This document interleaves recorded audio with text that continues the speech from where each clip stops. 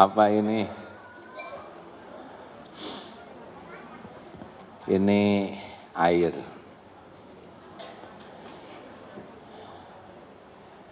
Terinspirasi oleh siapa teh calon wakil presiden yang nggak jadi tuh? Oh, Sandi Uno. Kang Sandi beberapa waktu yang lalu ke rumah bawa-bawa ini. Saya tanya kenapa harus dibawa-bawa? Supaya terukur sehari minumnya berapa banyak, minimal 2,5 liter. Saya juga minum, tapi tidak terukur. Nah, beberapa waktu yang lalu dapat botol yang 1 literan. Ternyata sehari cuma habis segini.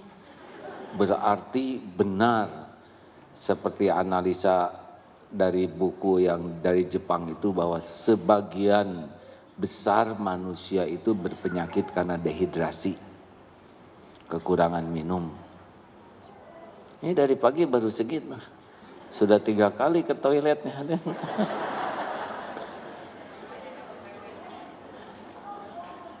Nah, jangan dilihatin. Insya Allah tidak ada lagi minuman pakai botol plastik supaya menghemat sampah yang tidak bisa didaur ulang. Bismillahirrahmanirrahim.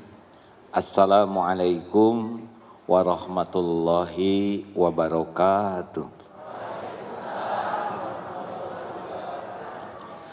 Alhamdulillahi rabbil alamin. Segala puji hanya milik-Mu ya Allah. Wahai yang maha menatap, wahai yang maha mendengar, wahai yang menciptakan kami dan segala-gala yang ada di jagat semesta ini. Segala puji hanya milik-Mu, Engkaulah yang mengurus diri-diri kami setiap saat. Tidak ada satupun saat kecuali terlimpah karunia-Mu. Segala puji hanya milik-Mu ya Allah, yang mengislamkan kami, yang menuntun kami mengenal-Mu, yang menutupi aib dan dosa, yang memberikan kesempatan taubat seluas-luasnya. Tiada Tuhan selain Engkau, wahai yang maha mendengar. Engkaulah yang mengatur pertemuan ini terjadi. Berkahilah majlis ini ya Allah. Allahumma salli ala Sayyidina Muhammad wa ala alihi wa ashabihi ajma'in. Siapakah orang yang paling bahagia, paling nyaman, paling selamat, dan paling beruntung adalah orang yang setiap saat senantiasa merasa bersama Allah. Di dalam segala kesempatan, dia tidak pernah kesepian karena dia tahu Allah Subhanahu wa Ta'ala bersama dirinya. Wa huwa ma'akum aynama kuntum. Dan dia bersamamu dimanapun kau berada. Wallahu bima ta'maluna basyir. Dan Allah maha melihat apapun yang kau kerjakan. Al-Hadid ayat 4. Sehingga dalam keramaian, dia tidak larut dalam keramaian orang, karena dia senang bersama Allah. Dalam kesendirian, dia tidak pernah kesepian, karena dia tahu Allah maha dekat, maha melihat, maha mendengar, maha memperhatikan dirinya dengan teliti. Mudah-mudahan kita diberikan nikmat yakin seperti itu. Sedikit orang yang memasuki makom ahlul yakin. Baik, kajian kita kali ini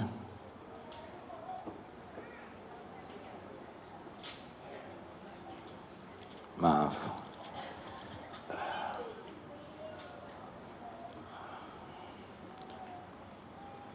221 ya.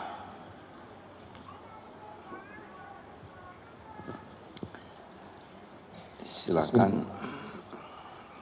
Kitab Al-Hikam pasal 221 pada halaman 159. Bismillahirrahmanirrahim. Ma fata min umrika la 'iwada lahu wa ma hasala laka minhu la qimata lahu.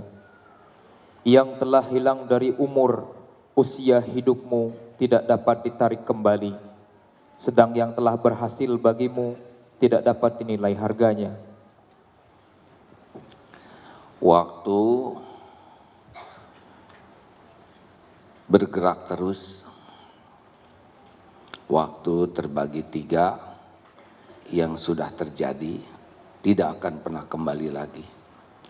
Yang sedang terjadi saat ini dan waktu yang akan datang yang belum tentu ada untuk kita.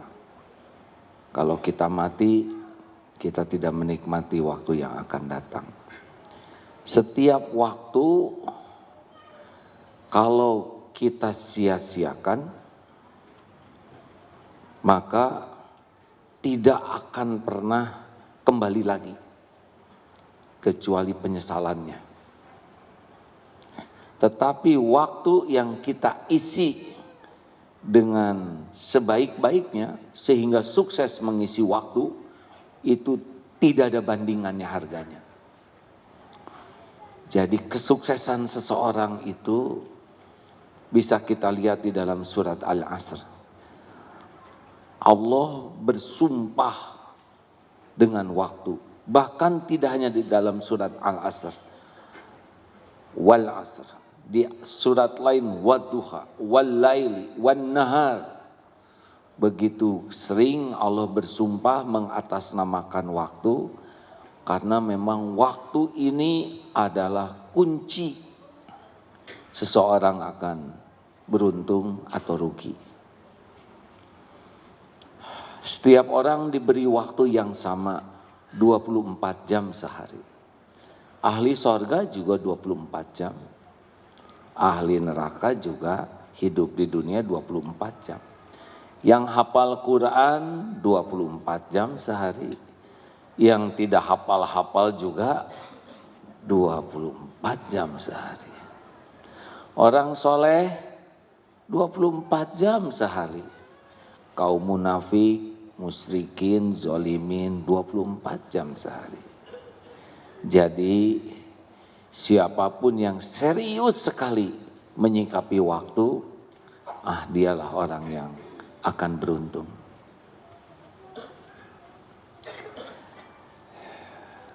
Dulu pernah kita bahas, waktu sama, isi beda, itu kuncinya. Seperti sekarang, jam 10:30 di sini kurang lebih. Sampai duhur, di mana-mana sama, khususnya di waktu Indonesia bagian Barat jamnya sama. Tapi di tempat lain waktunya sama, hanya beda jam. Ada yang berzikir, kita sedang berzikir ini. Karena mencari ilmu untuk patuh kepada Allah. Ada yang tiduran, ada yang bekerja, ada yang nonton TV, ada yang sedang rapat untuk berbuat maksiat. Ada yang sedang berbuat maksiat, waktu sama, isi beda.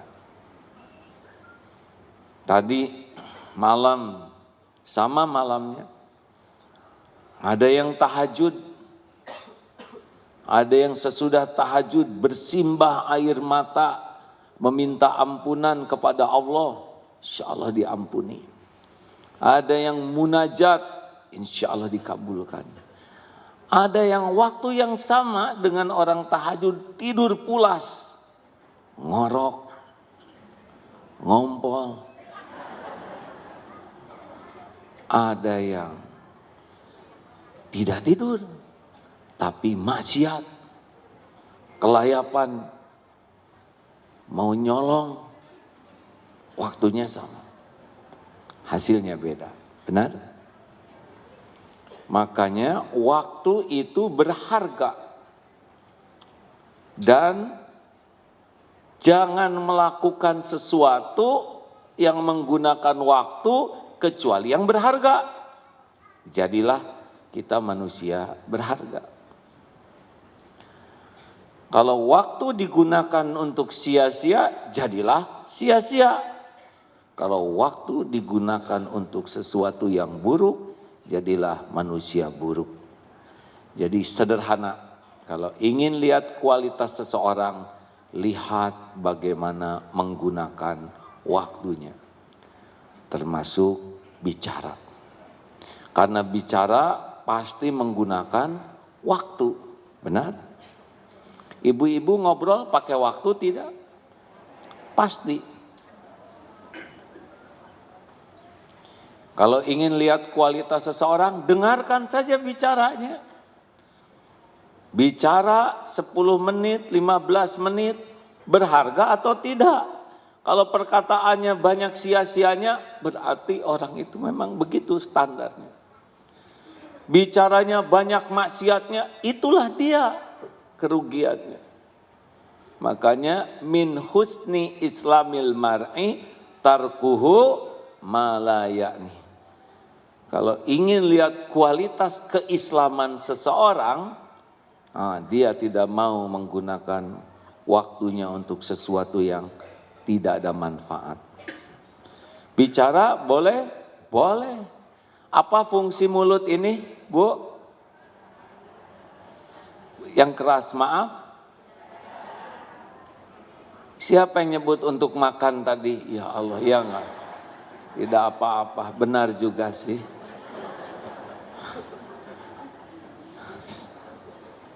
Ya enggak apa-apa. Mulut untuk apa? Untuk makan katanya. Benar juga ya. Emang kita makan pakai dengkul. Maksud saya yang lebih tinggi dari itu. Lisan ini untuk apa Allah menciptakan lisan? Jawab. Bukan untuk bicara. Untuk bicara yang baik. Tuh langsung baru kali ini saya ngomong kayak gini, untung saya tadi tidak jawab. Kan yang paling penting itu diam daripada banyak ngomong. Sambil ngomong. Sudah.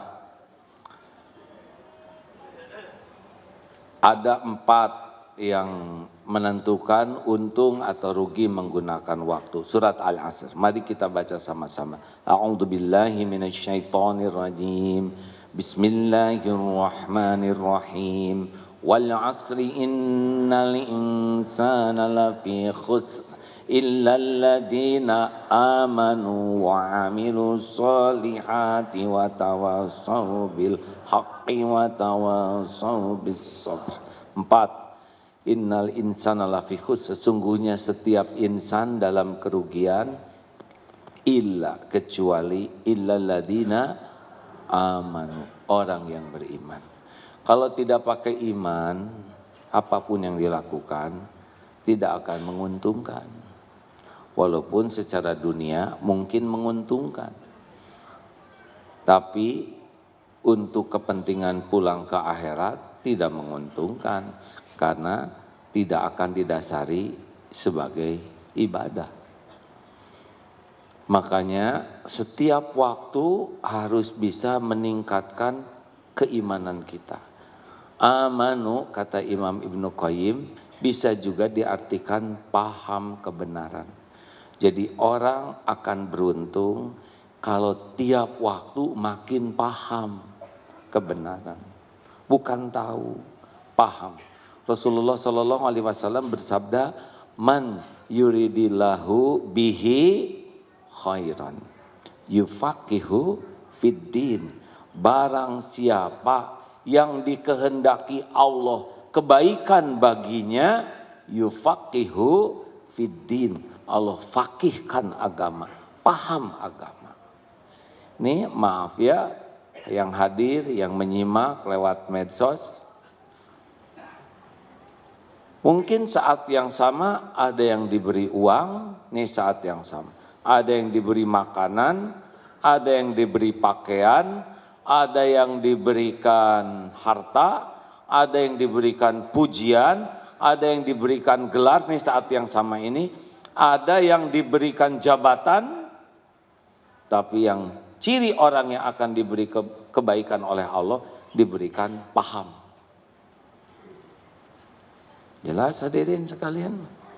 Mana yang lebih berharga saat ini? Milih mendingan diberi paham agama atau diberikan paham masakan?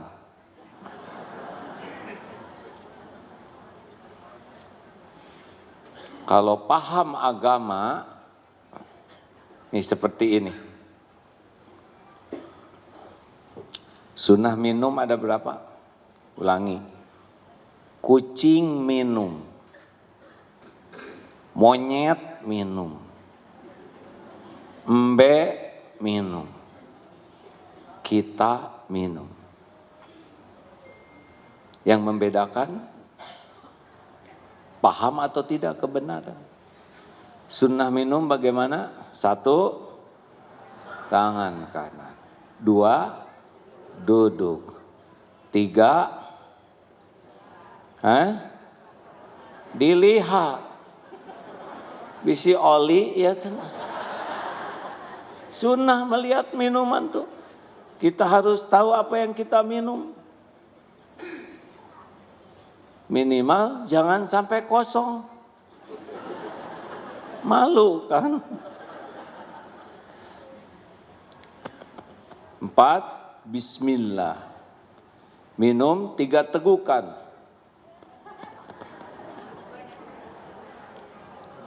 Jangan bernafas sambil minum, itu sunnah. Kalau sudah, alhamdulillah. Tambah 1 lagi, jangan mencela kalau tidak cocok. Ini nggak enak, nggak boleh. Tinggal simpen saja. Nah itu yang membedakan kita dengan monyet. Kalau kita tidak menggunakan sunnah, apa bedanya dengan yang tidak mengamalkan sunnah? Nah, bisanya bernilai minum kita kalau punya pemahaman tentang kebenaran. Minum, setiap orang minum, binatang juga minum. Tapi yang paham kebenaran jadi kebaikan, jadi pahala, jadi dakwah. Masya Allah. Lupa.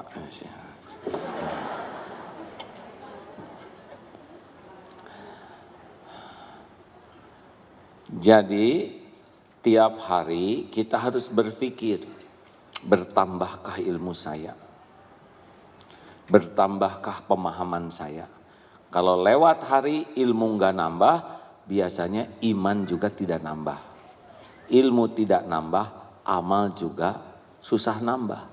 Karena pupuk iman adalah ilmu, pemandu amal adalah ilmu. Makanya fardhu, wajib bagi kita mencari ilmu. Sekarang sudah banyak di Google, di medsos, termasuk YouTube dan sebagainya. Apakah cukup? Bagus, dibanding dulu jauh lebih bagus. Tetapi kalau datang ke majelis ilmu lebih bagus. Kenapa lebih bagus? Rasakan saja. Belajar lewat YouTube. Itu sudah bagus dibanding yang tidak belajar. Tetapi banyak godaan. Masuk iklan, pindah. Tapi kalau sedang duduk begini, Allah mencatat dari rumah sudah ditemani malaikat. Ikan, semut mendoakan. Langkahnya bisa menggugurkan dosa, langkah lain mengangkat derajat. Makin jauh, makin banyak pahalanya kalau ikhlas. Keluar uang, fisabilillah. Ongkos itu dihitung oleh Allah dan ada gantinya nanti.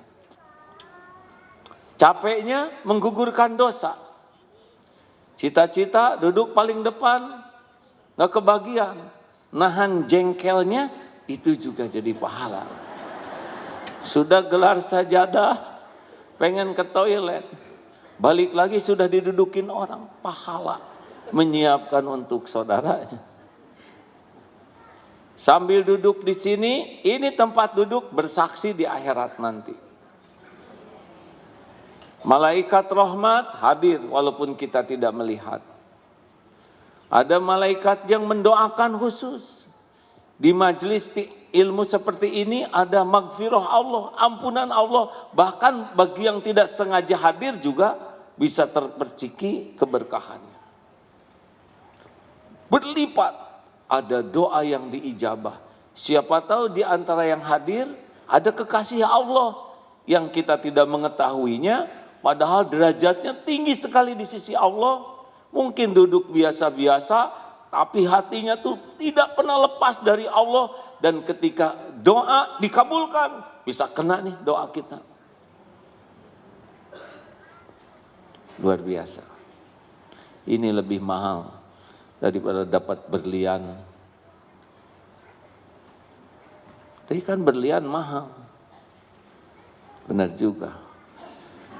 Tapi punya berlian mahal, ujiannya jadi besar. Ingin diketahui orang punya berlian, benar? Menderita ketika kita ngaku berlian, orang tidak mengakuinya dan menganggap imitasi. Memang punya yang bagus itu langsung bahagia? Oh, tidak. Tersiksa ingin pamer, tersiksa takut ada saingan, tersiksa takut rusak, tersiksa takut hilang. Sudah tahu ciri tas KW, Bu? Dengan tas ori gampang. Nanti kalau hujan, pulang hujan akan ketahuan dari reaksinya. Kalau tas KW hujan, plek dipakai tutup kepala. KW. Dah kalau ori begini hadir. Lebih mahal kulit tas daripada kulit kepala. Jangan merasa bangga punya anak dikasih dunia, tapi tidak paham kebenaran. Dia tidak mengerti mau apa hidup ini, siapa Tuhannya, apa tujuannya, apa yang harus dilakukan, tidak mengerti. Kita sering bangga anak populer, punya penghasilan besar, punya gelar, padahal anak tidak paham kebenaran. Karunia Allah itu justru man yuridillahu bihi khairan yufaqihu fiddin. Maka berbahagialah para suami yang istrinya diberi kemudahan memahami kebenaran. Berbahagialah para istri yang suaminya dimudahkan memahami kebenaran. Karena suami jadi mengerti bagaimana jadi suami yang benar kalau dia paham.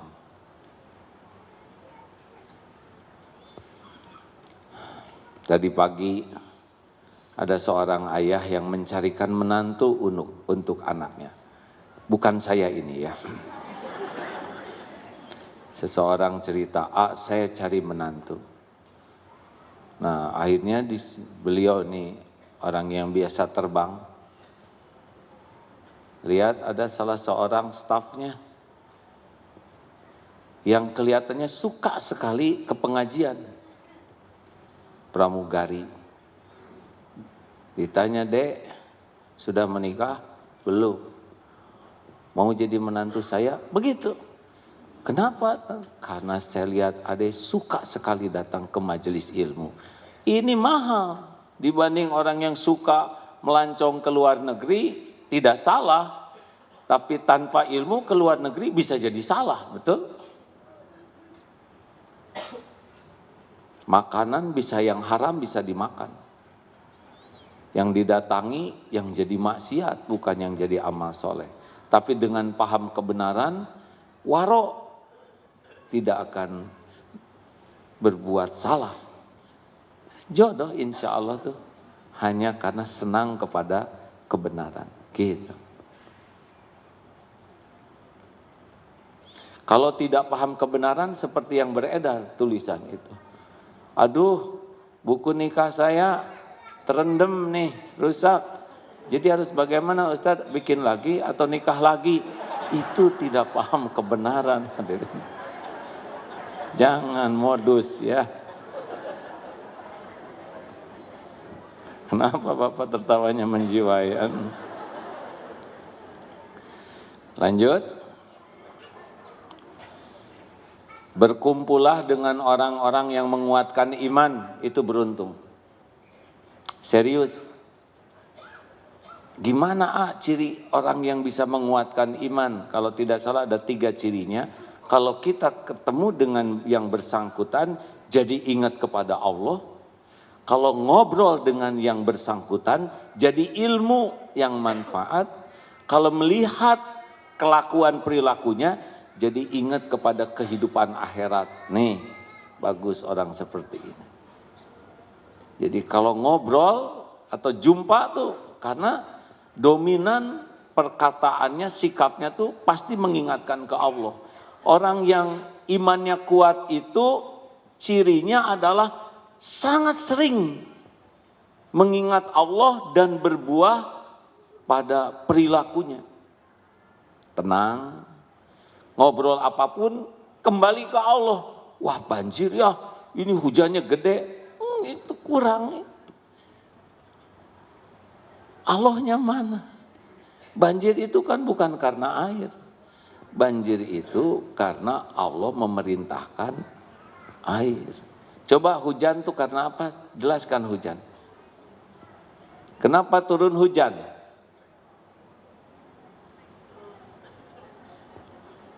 Semuanya tawadu nih hadirin. Harus berbaik sangka. Hujan karena air menguap, kemudian dikumpulkan dalam bentuk awan, dan pada suhu tertentu di tempat tertentu maka berbentuklah. Enggak begitu. Hujan itu adalah perintah Allah, air menguap, dikumpulkan oleh Allah dalam bentuk awan, di tempat yang Allah tetapkan, maka dijadikanlah butiran air hujan dengan jumlah yang sesuai dengan yang Allah kehendaki, di tempat persis yang Allah kehendaki. Dan semua air yang jatuh dalam keadaan bertasbih kepada Allah. Itu kalau di sekolah seperti itu, marifat itu murid-murid. Gempa adalah lempengan bumi diperintahkan oleh Allah bergerak sehingga terjadi selisih begini, sehingga air diperintahkan oleh Allah berbentuk ombak dan disebutlah tsunami, menjadi ujian bagi hamba-hamba yang ditetapkan Allah. Bagi yang harus meninggal, akan meninggal pada waktunya. Kalau dia ahli kebaikan, maka meninggalnya jadi husnul khotimah. Bagi yang akan celaka, maka itu ujian untuk menggugurkan dosa dan mengangkat derajatnya. Begitu. Jadi tidak nyinyir. Karena sekarang Twitter saya beredar kembali. Ya, saya belajar dari kesalahan yang lalu untuk tidak mudah menulis dan berkomentar. Berkumpullah dengan orang-orang yang bisa meningkatkan iman, beruntung. 2, wa'amilus sholihat. Waktu adalah amal soleh. Karena kita pasti mati dan yang kita bawa adalah amal soleh. Saya lihat dari depan ini wajahnya ada kemiripan, maaf ya. Satu, ini wajah-wajah banyak masalah. Benar? Banyak masalah baik atau buruk? Tergantung. Benar menyikapinya baik, salah menyikapinya buruk. Jadi yang berbahaya itu masalahnya atau sikap terhadap masalah. Orang tidak lulus ujian bukan karena soal. Orang tidak lulus ujian karena salah jawabannya. Bisa dipahami? Alhamdulillah. Yang kedua, jangan tersinggung ya. Awas, jangan tersinggung. Karena tersinggung, saudara tidak jujur. Yang saya lihat ini, termasuk saya, Ini wajah-wajah selain banyak masalah juga banyak dosa ya. Benar? Tuh, alhamdulillah prediksi saya tepat ya. Dan yang ketiga, ini wajah-wajah bakal meninggal semuanya. Betul? Acungkan tangan yang kira-kira 10 tahun lagi masih hidup. Tidak ada yang ngacung? Yang tahun depan masih hidup. Yakin masih hidup, cung. Allah melihat siapa yang bakal ngacung, ya. Acungkan tangan yang kira-kira bulan Februari yakin masih hidup. Ada yang yakin? Minggu depan lah.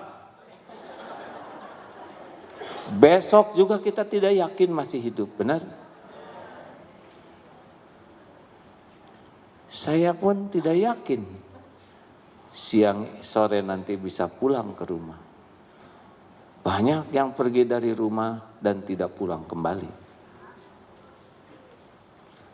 Kalau kita mati, apa yang kita bawa? Harta? Gelar? Pangkat? Jabatan? Tidak. Yang dibawa hanyalah amal soleh kita dan amal salah kita.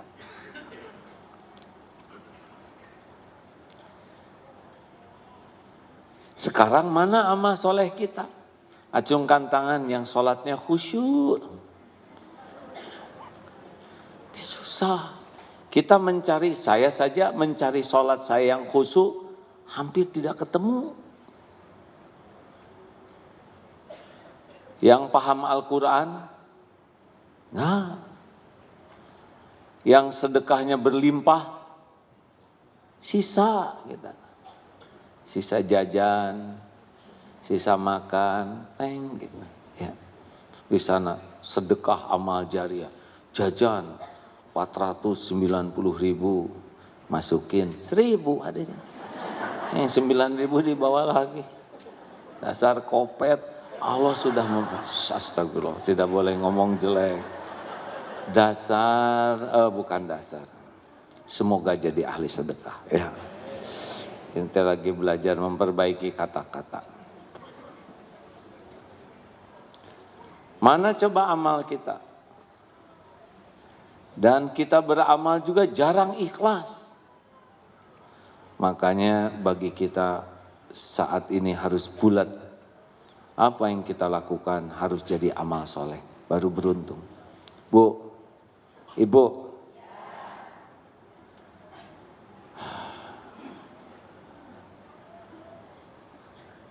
Mau bahagia, berumah tangga mau bahagia, jangan terlalu cinta kepada suami, ya. Dengar nasihat ini, serius. Bukan tidak boleh cinta, kalau sudah terlalu cinta, nanti tidak jadi amal soleh. Karena semuanya karena suami, bukan karena Allah. Sedangkan syarat amal soleh itu 2. Satu, niatnya lillahi ta'ala.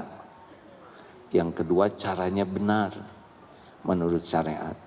Baru jadi amal. Kenapa ibu senam? Supaya badan saya bagus. Supaya suami saya tidak berpaling ke lain hati. Lewat itu. Ibu rajin saya saum Daud. Alhamdulillah Ustadz. Baru juga 2 minggu 4 kilo loh. Target saya 8 kilo turunnya. Berarti saya akan saum Daud selama 2 bulan. Itu mah bukan saum Daud. Nurunin kiloan. Ada orang yang baik kepada orang lain supaya dianggap baik. Ada yang berbuat baik kepada orang lain supaya orang lain jadi baik. Ada yang berbuat baik kepada orang lain supaya dia tidak berbuat jelek. Ada yang berbuat baik kepada orang lain supaya orang lain terjerat oleh kebaikan kita. Sehebat apapun kebaikan yang dia lakukan tidak jadi amal. Karena memang bukan karena Allah. Jadi kalau kita baik, ya baik saja. Kenapa kok ibu baik sekali kepada suami? Ya karena Allah suka sama yang baik sama suami. Tapi suami ibu tidak menghargai kebaikan ibu. Itu urusan suami saya. Urusan saya adalah saya berbuat baik supaya Allah ridho. Yang punya surga itu bukan suami saya. Allah loh mbak. Suami saya cuman manusia biasa. Gak usah kayak gitu ngomongnya. Semua manusia biasa.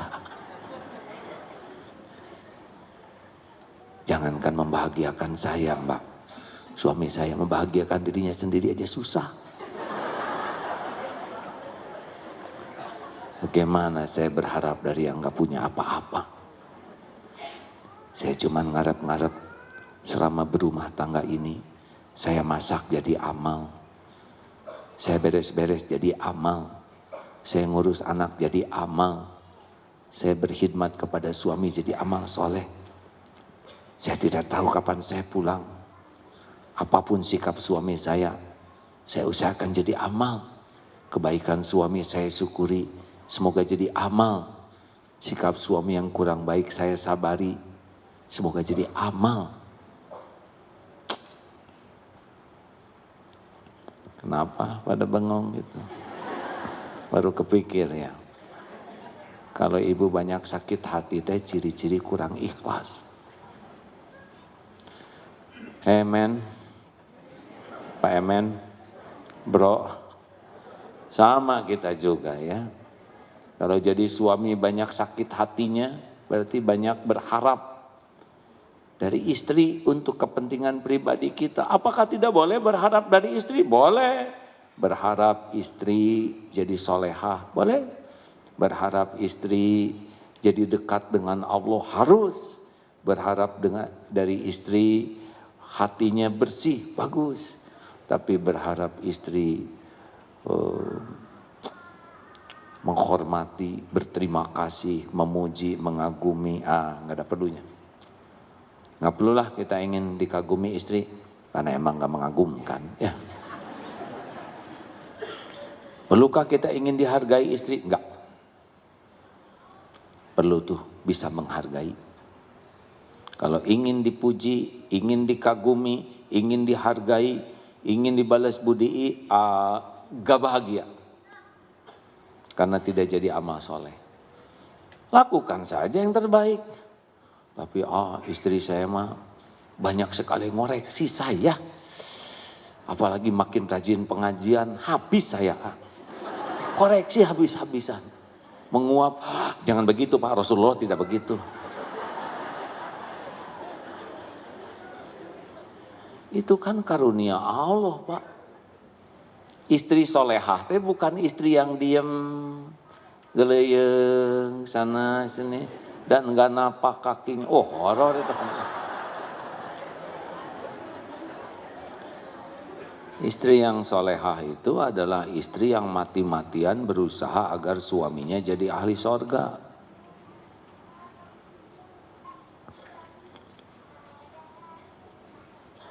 Begitu. Ku anfusakum wa ahlikum naro. Pak bangun Pak. Aduh Bu, ini subuhnya salah nih, kepagian. Biasanya nggak kayak gini. Ayo Pak, kalau kebakaran saya pasti membangunkan Papa lebih dari ini. Tidak mungkin saya biarkan Papa terbakar. Tapi di akhirat pasti lebih panas. Bangunlah Pak. Diamlah Bu. Doa, ya Allah. Bangunkan suami. Kamu ngadain kematian? Bukan ya. Hadirin, begitulah hadirin. Kalau lihat dan berjuang itu bukan untuk imbalan dunia, tapi sebagai amal soleh. Cirinya apa? Kalau kita niatkan amal soleh, tenang, enak aja, anteng. Kalau bukan karena Allah, pasti nggak anteng. Gampang tersinggung, gampang sakit hati, gampang jengkel, marah, dan semuanya itu hanya urusan duniawi, bukan urusan akhirat. Jadi hadiah untuk amal soleh Jangankan pahala di akhirat, di dunianya aja udah enak tuh. Orang yang bersedekah dengan ikhlas tuh enak. Tidak, ini lambat sekali, ini postingnya enggak gelisah dia. Dia kan udah sedekah pas diposting atau ke tempat banjir. Ya Allah, beginilah banjir. Lihatlah. Sambil dandan dulu kicep. Bukan tidak boleh segala diposting. Tapi kalau nyumbangnya cuma roti 2. Dah lah. Tidak ada yang tahu juga, tidak apa-apa. Allah pasti tahu kok. Tidak ada medsos, enggak apa-apa. Ini saya mendengar ada cerita bagus-bagus ini. Suatu saat ada yang menceritakan, itu orang itu baik sekali. Itu suami istri baik. Baik bagaimana? Senang sekali nolong orang. Padahal mereka bukan orang kaya. Sangat sederhana, bahkan suaminya sudah tabrakan sehingga tidak bisa berfungsi normal tubuhnya untuk bisa bekerja. Tapi di mana ada kesempatan berbuat baik, mereka pasti. Apakah membantu masak, ada kebanjiran, datang dia memindahkan barang-barang di balik segala keterbatasannya. Ada yang sakit, dia datengin, dia kunjungin. Dan lihat nih foto, saya diperlihatkan fotonya, sedang nolong bawa tidak ada jaim. Kebetulan ini yang istrinya, yang ibu-ibu. Biasa aja enggak dimanis-manis ya. Lalu dengar bagaimana selanjutnya. Ini istrinya alhamdulillah kemarin berangkat umroh. Jadi ada seseorang yang memberi hadiah. Silakan pakai ini untuk umroh, kata suaminya. Ibu aja yang pergi duluan. Insya Allah mudah-mudahan pada waktunya nanti Allah juga mengundang saya. Mendahulukan istrinya, saking baik suaminya. Istrinya berangkat, Masya Allah yang ngobrol tadi, udahlah kita ongkosi juga. Ternyata diongkosi juga berangkat untuk umroh. Tidak pernah minta, tidak pernah berharap dari orang. Begitulah kalau orang yang mengisi waktunya dengan kebaikan, Allah pasti lihat. Tidak punya uang boro-boro untuk umroh ya, diongkosi. Allah menggerakkan siapapun yang dia kehendaki. Hal jazaul ihsan illal ihsan. Tiada balasan bagi kebaikan kecuali kebaikan. Makanya sudahlah, gak usah banyak riweh hidup ini ya. Apapun yang terjadi, jadikan amal soleh. Setuju? Apapun, setiap kejadian tidak ada yang sia-sia, tidak ada yang kebetulan. Ajaban li amril mu'min inna amrohu kullahu khair. Sungguh ajaib, menakjubkan, mengagumkan urusan orang yang beriman. Semuanya baik. Walaisa dzalik li ahadin illa lil mu'min. Dan tiada yang demikian kecuali orang yang mukmin. Inna asobatu sarra'u syakara. Ketika dia diberikan karunia, dia bersyukur. Fakana khairullah. Maka itu baik baginya. Wa idza asabathu darra'u sabara. Fakana khairullah. Ketika ditimpa musibah, dia bersabar. Maka itu pun baik baginya. Jelas hadirin? Udahlah, tenang aja, nggak lama kok di dunia. Ya. Aduh, gawat nih perang antara Amerika dengan Iran. Gimana nanti imbasnya? Jangan-jangan peluru kendali nyasar ke rumah saya. Kebanyakan mikir. Itu menurut Natuna itu bagaimana? Sedangkan sekarang armada Cina ada, aduh liur hadirin ya. Boleh tahu, boleh baca, tapi harus jadi amal soleh. Ya, setuju? Bukan acuh tentang Uighur, kita bagus tahu, tapi harus jadi amal soleh. Jangan sampai hanya membaca. Di Australia sekarang kebakaran hutannya luar biasa. Nah, kita pun harus berbuat sesuatu, minimal doa.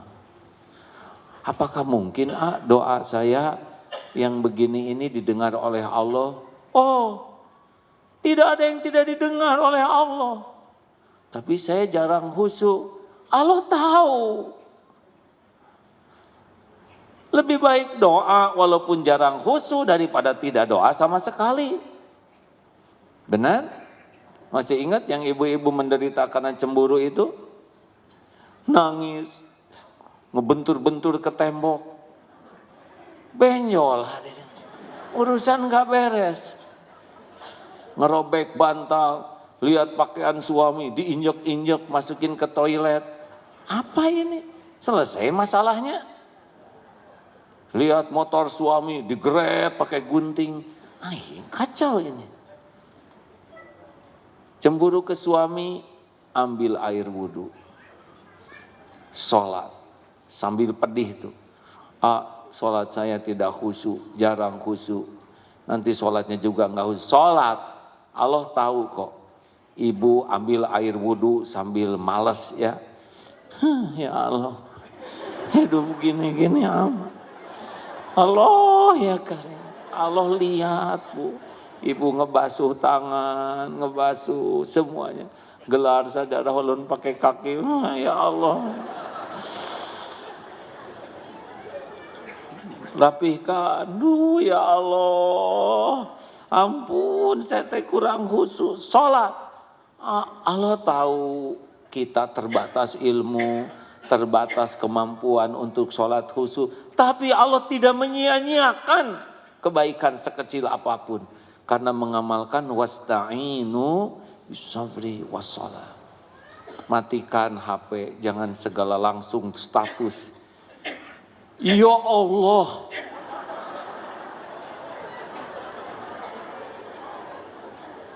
Jangan.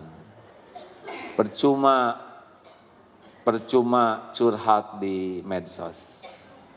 80% tidak peduli. 17% puas melihat kita menderita. 3% sisanya enak bacanya. Allah penolong kita satu-satunya.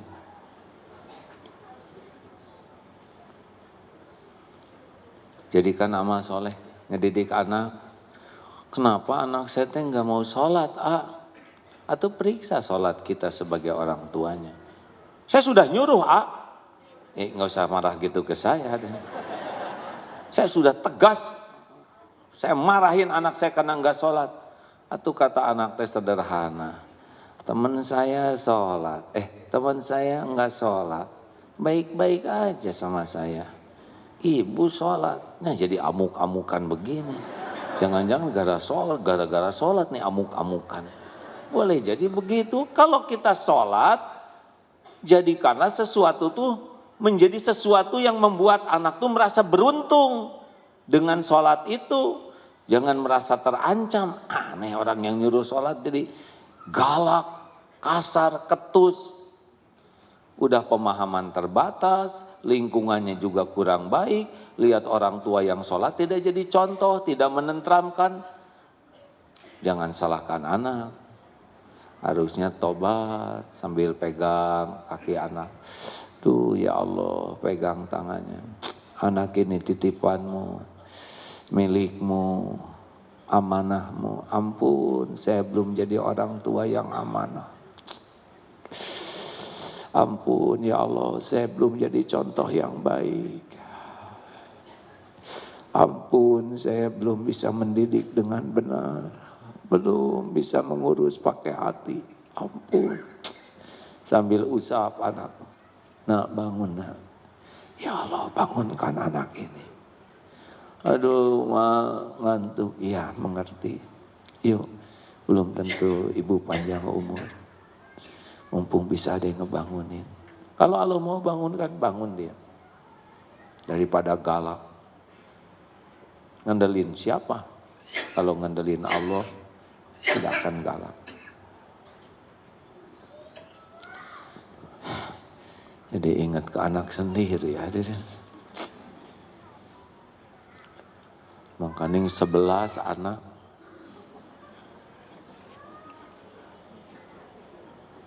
Jadi sedih. Saya juga belum benar nih mikir ke anak. Pas barusan ngomong gitu, saya jadi kebayang. Gimana kelakuan saya ke anak-anak saya. Masa kurang cocok dengan ceramah ini.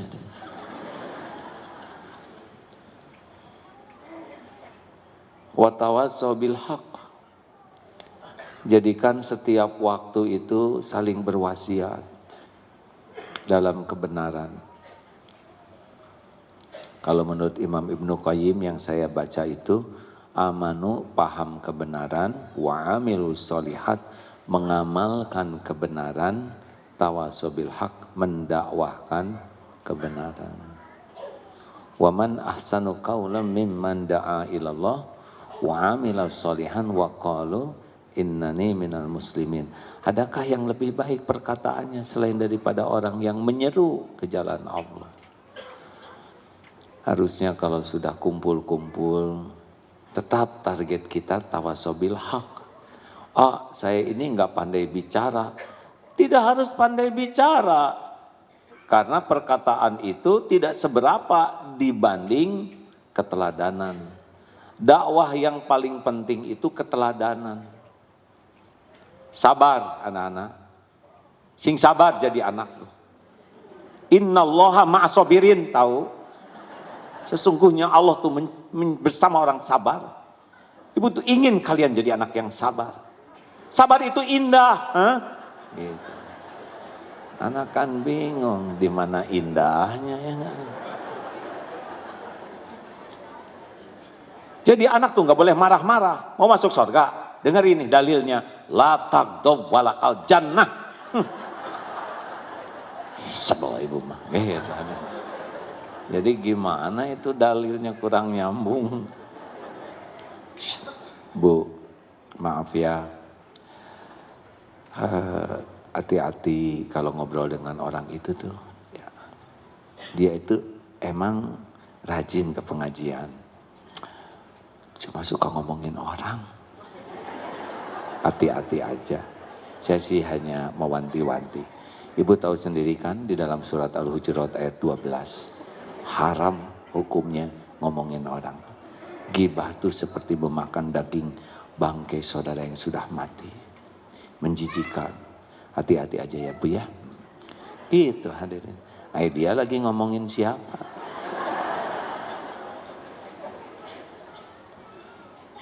Shh. Bu, saya mau cerita sesuatu tapi jangan bilang sama dia ya. Sebab saya udah janji sama dia. Saya nggak akan ngomongin gitu.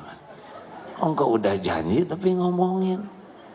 Jadi walaupun dakwah, kalau kitanya tidak mengamalkan, hilang kekuatan dakwahnya.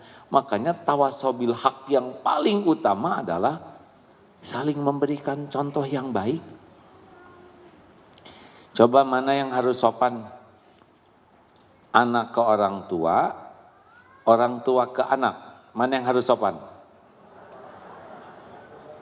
Dua-duanya hadirin. Mana yang harus lebih sopan? Orang tua ke anak, anak ke orang tua.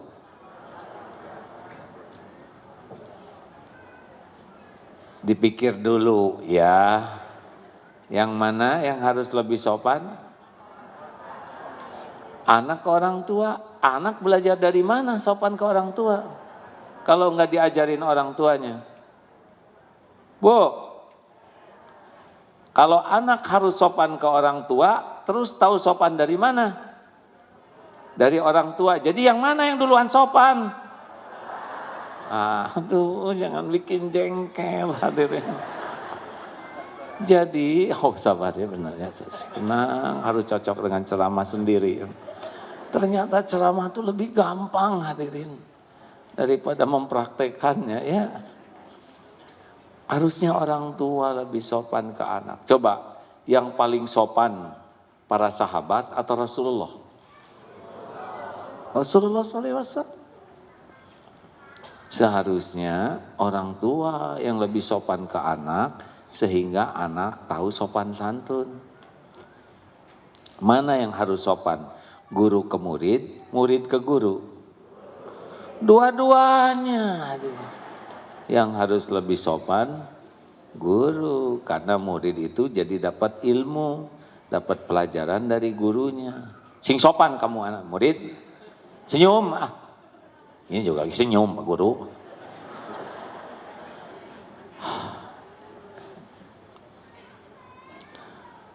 Kemarin ke masjid ada seorang anak kecil datang ke masjid, sama-sama naik sepeda sampai di masjid, membetulkan sendal.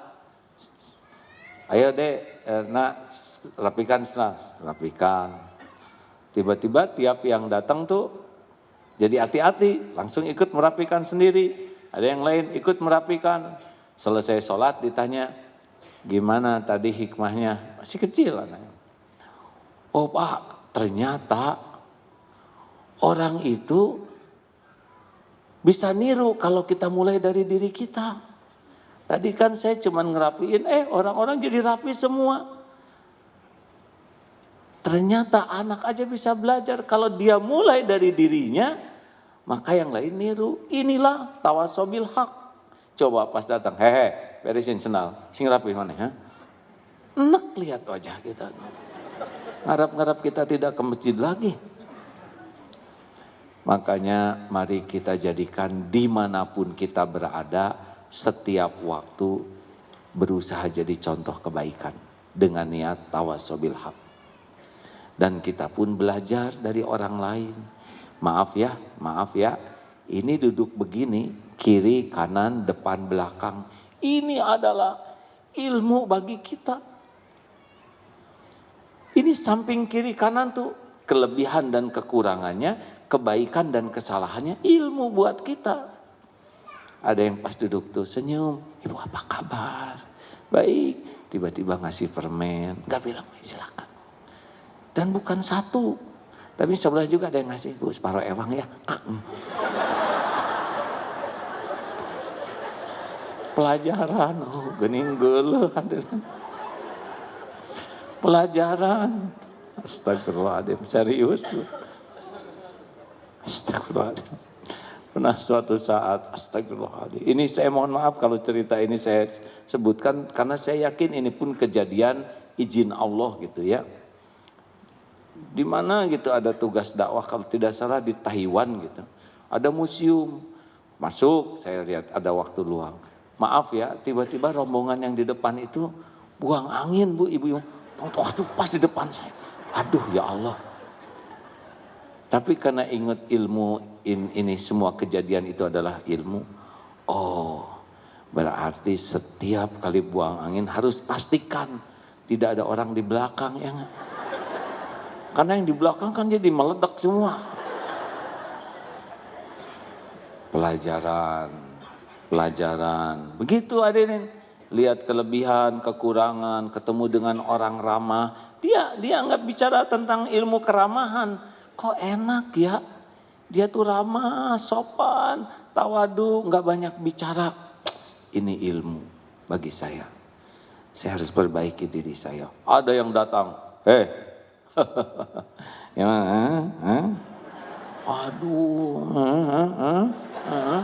wah, dia nggak ngomong tapi ininya upil segala bikin. Oh ini dia pelajaran. Pernah bersepeda rame-rame. Waduh, ada yang datang. Bagus, sepeda bagus, kacamata hitam dan semuanya itu yang pokoknya seperti pembalap. Tapi baru juga maju dikit tanjakan mual hadirin. Terus nggak goler begini. Oh, ini pelajaran bahwa bersepeda itu ternyata bukan kacamata intinya yang otot betul. Sepeda brongos, misalnya saya nggak boleh nyebut merek ya.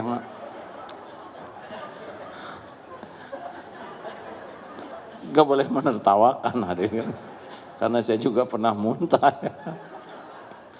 Ya pelajaran suatu saat sedang nanjak gitu, aduh itu santri nyusul nih, gak boleh susul sebagai kiai, lama-lama kunang. Lebih aib lagi hadirin. Oh pelajaran ya, tidak menerima Atau kemarin juga ada yang lihat di SMS, alhamdulillah ini saya untung sekian. Saya pikir teh, kenapa harus nyeritain untung? Ya nggak, kalau nggak akan ngebagi, kan kita misal kan jadi rada kurang nyaman itu, bisa pengen ya, atau digejelikan gitu nolnya 1. Tapi kan jadi aib. Pelajaran, jangan pernah sibuk dengan keuntungan orang lain. Biarlah Allah ngasih rezeki kepadanya. Jangan pernah pengen dikasih, karena jadi aib. Udah pengen ternyata nggak dikasih, kan memalukan. Diam. Nah, ini ilmu. Jadi ketemu yang baik, yang kurang baik, yang apapun, ini bagian dari tawasobil haq. Saling berwasiat dalam kebenaran. Terakhir, setiap waktu adalah untuk tawasobil sabr. Berwasiat dalam kesabaran. Sabar itu apa? Menahan diri, mengendalikan diri, sehingga apa yang kita pikir, kita ucap, kita lakukan, termasuk yang di hati, sesuai dengan yang Allah sukai. Tahan, lalu berbuatlah apa yang Allah sukai. Kena musibah, tahan. Kalau mau bicara, innalillah wa inna ilaihi raji'un. Jangan, kenapa sih pakai begini? Jangan.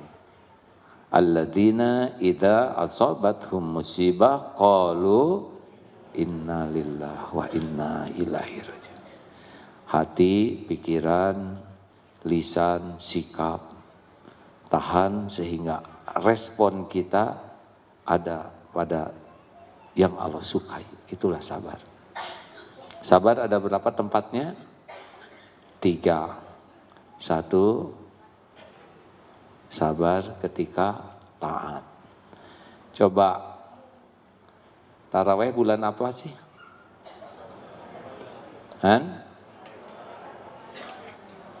Ramadan, benar ya. Astagfirullahaladzim. Bener wae ibu-ibu teh, walaupun bukan ibu yang saya tanya ya. Taraweh bulan apa? Maksudnya bulan Masehinya apa? Kalau bulan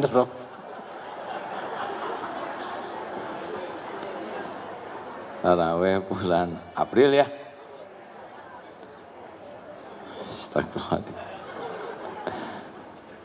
Ibu, jujur ya, jangan langsung salehah. Nanti taraweh enaknya yang 23 rakaat atau 11 rakaat. Jadi bukan masalah dalil ya, tapi masalah ringkasan. Jujur, imamnya ya, mau yang panjang 1 rakaat 1 lembar, atau yang surat pendek. Jadi bayangkan tarawehnya belum, sabarnya sudah hilang dari sekarang. Tahajud nih ya, mending surat Al-Mulk atau Wadduha. Mending Wadduha, mending Inna atau Inna. Dah kita mah nggak sabar. Jadi dalam taat itu perlu kesabaran. Betul? Jangan seperti itu tuh yang baru mulai saum sunnah. Pas adzan saum Ramadan dia baru adzan duhur. Aduh, hampir gue buka. Emang kenapa bang? Itu adzan duhur sama adzan maghrib. Kurang sabar ya. Ciri orang yang saum kurang sabar sering nanya jam. Berapa menit lagi? Harusnya makin panjang makin dinikmati. Tolong hadirin, sabar itu dalam taat. Kayak baca Quran gitu ya. Aduh, kadang-kadang 1 juz tuh merasa berat bagi yang tidak biasa. Tapi bagi yang sudah merindukan pahala, kedudukan di sisi Allah, itu jadi kurang tuh. Kalau orang tidak sabar mah yang pendek-pendek aja. Tahajud bisa kelihatan tuh ya. Pendek-pendek dan maunya witir aja. Termasuk badah sholat. Sing sabar. Astagfirullahaladzim. Astagfirullahaladzim. Assalamualaikum. Kurang sabar hadirin. Harusnya assalamualaikum bukan istighfar ya. Selesai salam, tenang dulu, baru wirid ya.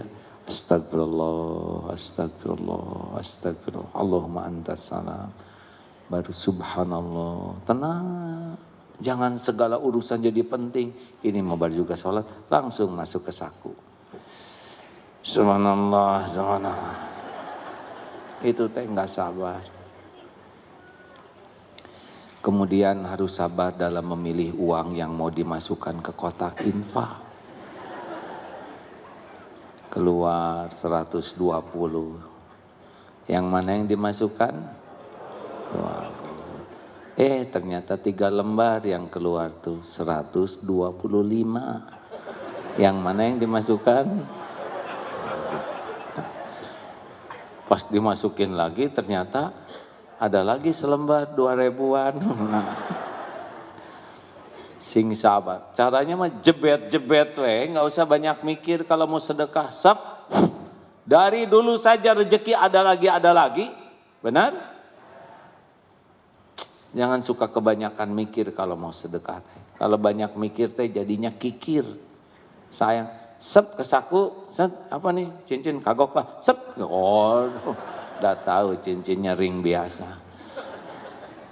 Sabar dalam menjauhi maksiat. Ada yang nanya, kenapa jarang lihat ibu-ibu? Lihatlah, tapi secara umum. Kenapa? Dah bisa nyangkut matanya. Makanya barisan depan ini bagusnya lansia ya. Itu lebih aman, Wan. Lah iya, dah harus jaga pandangan. Jangan sampai saya ceramah, tapi di sisi Allah ada dosa yang saya lakukan. Sebisanya, seminimal mungkin lah. Gitu.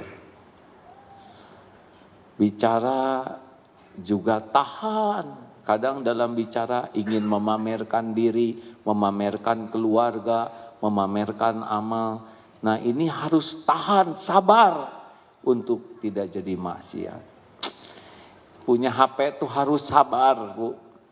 Kalau enggak mah dikit-dikit keluar buka tas. Dalam sebuah perjalanan tidak sengaja di depan itu ada ibu-ibu, ada yang asisten rumah tangga dan ada anak.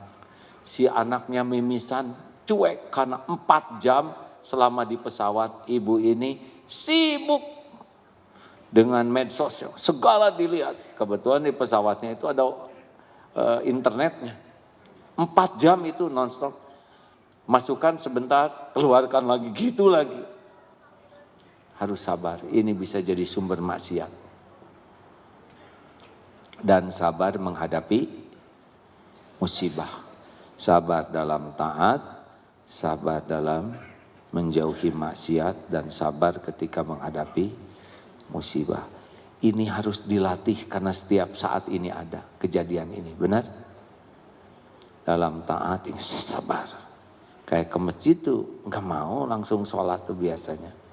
Kedepruk, duduk, keluarin HP. Sing sabar. Katanya Ronaldo kalau main bola nggak pernah main HP ya. 2 jam dah kuat hadirin. Terima kasih sahabatku sekalian. Padahal tahun lalu sudah berakhir pengajian ini ya. 2019. Alhamdulillah. Kita berusaha mengumpulkan dana untuk berbagai kegiatan, terutama membantu yang sedang banjir ini ya.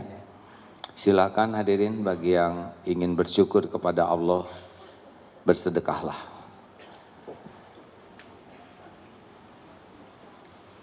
Kapan kita jumpa lagi? 21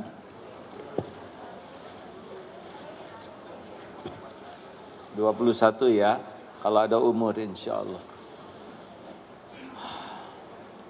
Jangan pernah mencela hujan, jangan sibuk menyebar medsos yang mengotori hati. Ajak orang ingat kepada Allah Subhanahu wa Ta'ala. Ada pertanyaan? Tidak ada, terima kasih. Alhamdulillah. Biasanya ada yang nanya, sekarang sudah lebih bijak ya, tidak mempersulit orang lain.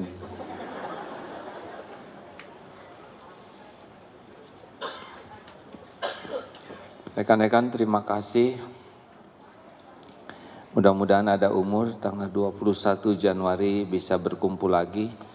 Kalau ingin nambah pahalanya boleh ajak orang lain, dan ngajak tuh jangan cuman ngajak, ongkosin, bonceng, traktir, pol kalau mau berbuat baik tuh ya. Karena sebetulnya rezeki kita itu adalah berbuat baik. Mana yang lebih beruntung? Yang bersedekah, yang disedekahi. Mana yang beruntung? Yang bersedekah, yang diberi sedekah. Apa dek? Dua-duanya benar. Yang lebih beruntung yang mana? Yang di. Benar. Perlukah kita menunggu orang lain berterima kasih? Jawab. Perlukah orang lain tahu kebaikan kita? Perlukah kita menunggu orang lain berterima kasih? Perlukah kita mengingat-ingat jasa baik kita?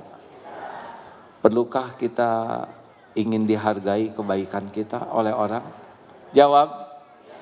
Kalau orang tidak berterima kasih bagaimana? Tidak apa-apa? Serius?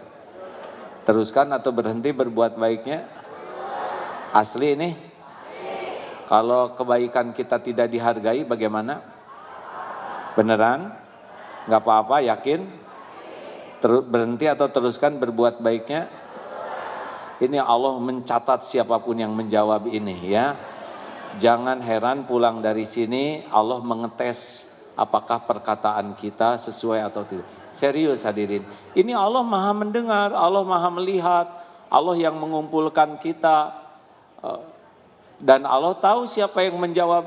Jadi jangan heran pulang dari sini Allah ngetes, berbuat baik ke orang yang kita bonceng, pas turun tuh pergi aja gitu, ingat ini testing. Sampai di rumah, Pak makan nggak enak makanan kamu, testing ya Allah. Jangan sampai gagal menghadapi testingnya ya. Kan begitu, belajar matematik diuji matematik. Kita belajar ilmu tauhid, pasti ujiannya juga sekitar ini. Jangan risau dong, aduh nanti saya diuji tauhid saya. Itu ujian itu bukan untuk membinasakan. Ujian itu untuk meningkatkan. Kita aja sampai ngutang anak supaya dikasih ujian di sekolah. Ya. Apakah ujian sekolah untuk membinasakan anak-anak?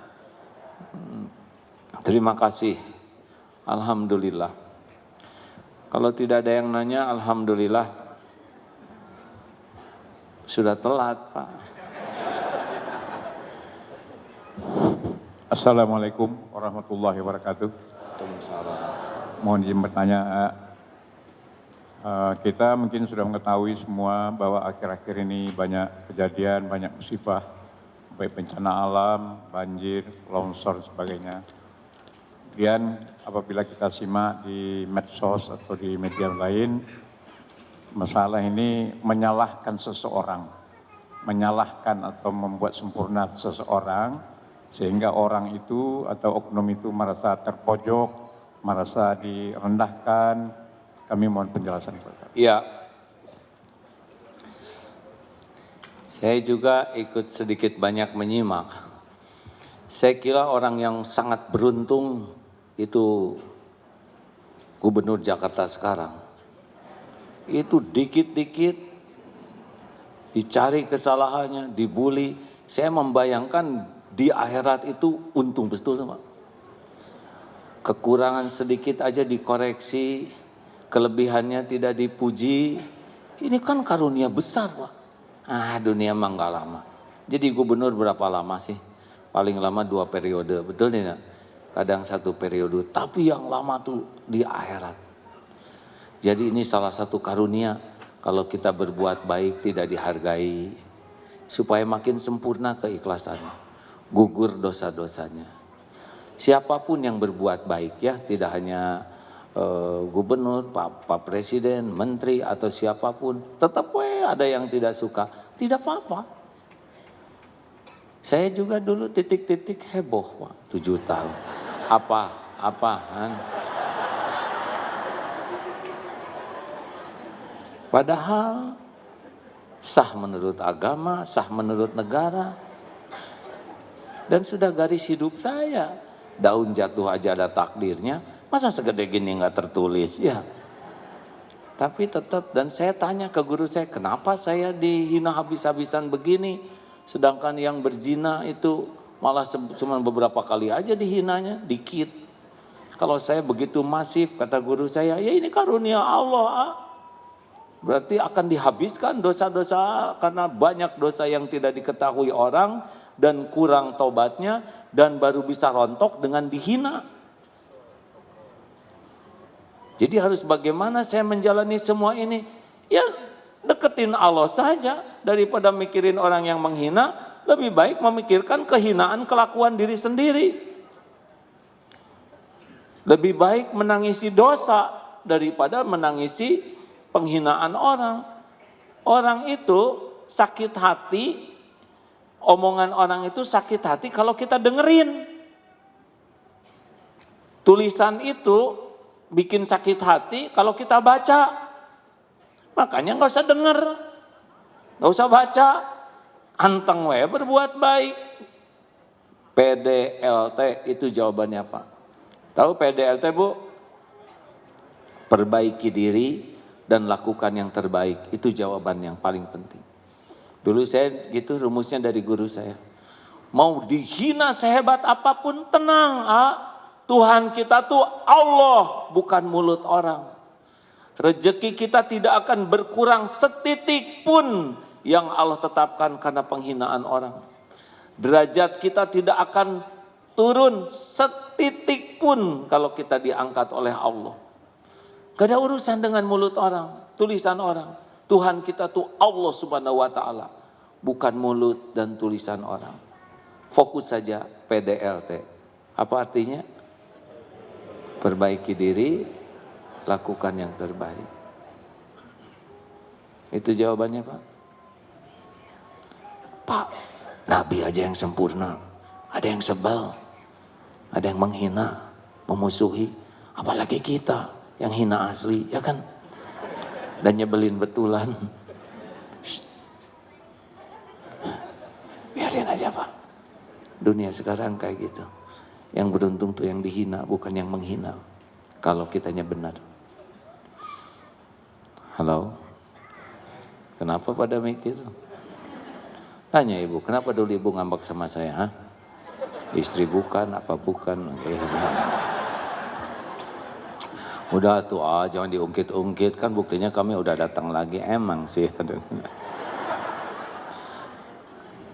Terima kasih ya kawan-kawan sekalian.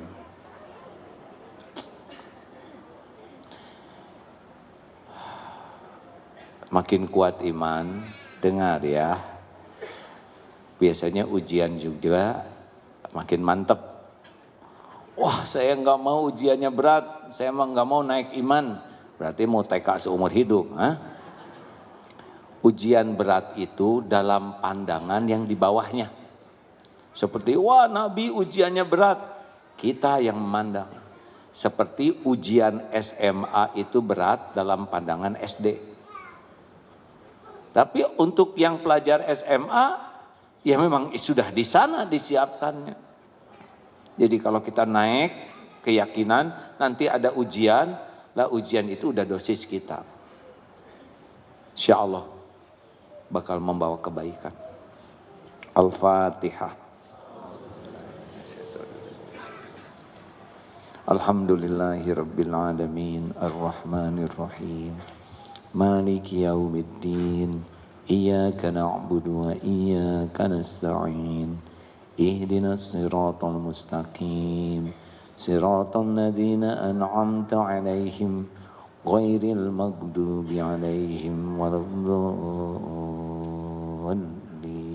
Amin.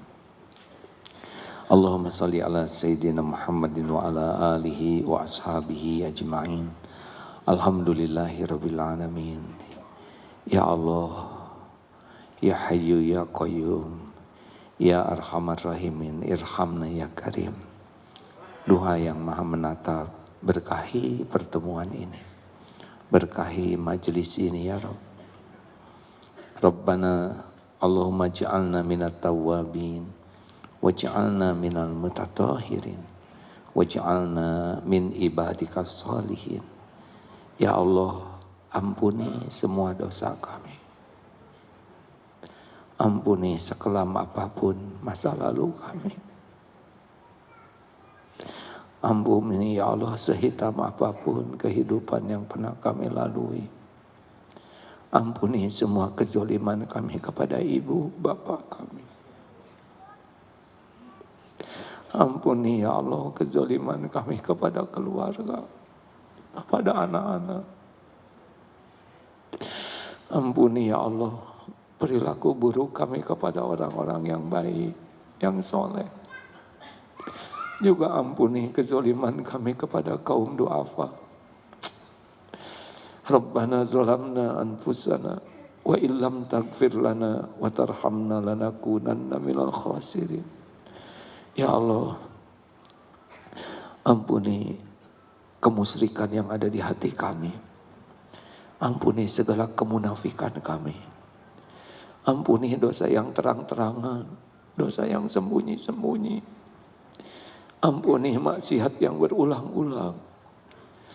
Allahumma inna nas'aluka taubatan nasuha wa taubatan qoblal maut wa rahmatan indal maut wa maghfiratan ba'dal maut.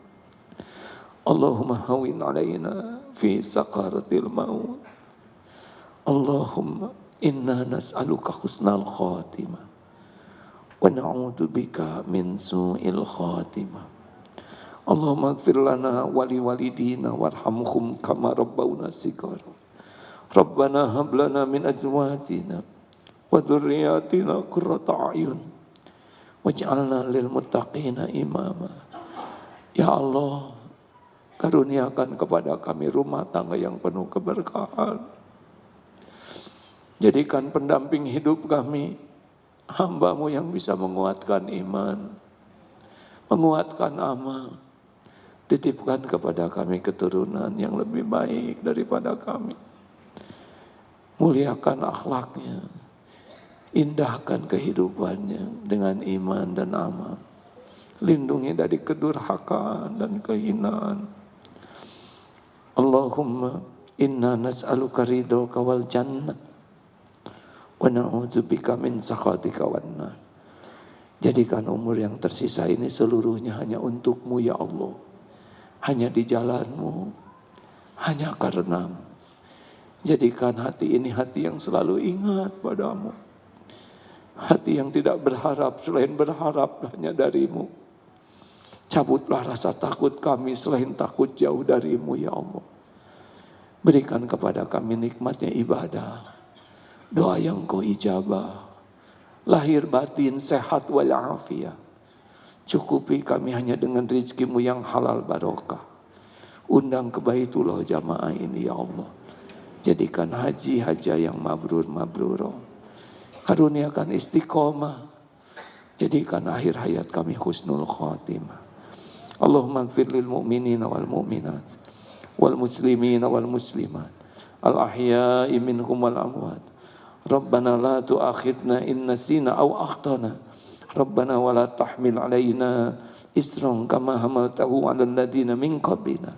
Rabbana wa la tuhammilna ma la taqata lana bih wa'fu 'anna waghfir lana warhamna anta maulana fansurna 'alal qaumil kafirin. Rabbana atina fid dunya hasanah wa fil akhirati hasanah wa qina azabannar. Amin ya Allah ya rabbal alamin. Sallallahu alaihi wasallam. Alhamdulillahirabbil alamin. Hadirin, terima kasih doa akhir majlis. Subhanakallahumma bihamdi asyhadu alla ilaha illa anta astaghfiruka wa atubu ilaik. Assalamualaikum warahmatullahi wabarakatuh. Waalaikumsalam warahmatullahi wabarakatuh. Jazakallahu khairan katsiran, kami ucapkan kepada AA atas ilmu yang telah disampaikan. Semoga Allah hujamkan kekuatan agar kita bisa amalkan dalam kehidupan sehari-hari.